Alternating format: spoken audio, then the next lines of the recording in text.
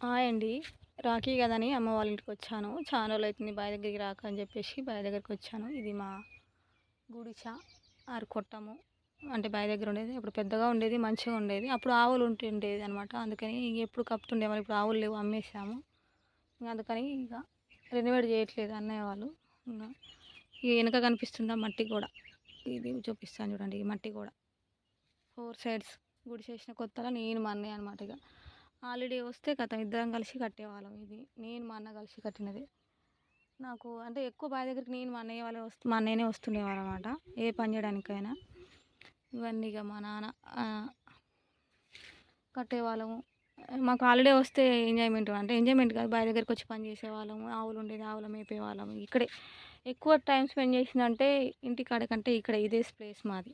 నాది మా అన్నయ్యది. ఇదే గుడిసెలో ఆడుకోవడం, పని చేయడం. వస్తువులన్నీ అలాగే ఉంచాము మా నాన్న గుర్తుగా. కొన్ని ఇప్పుడు వాడట్లేదు గానీ అది.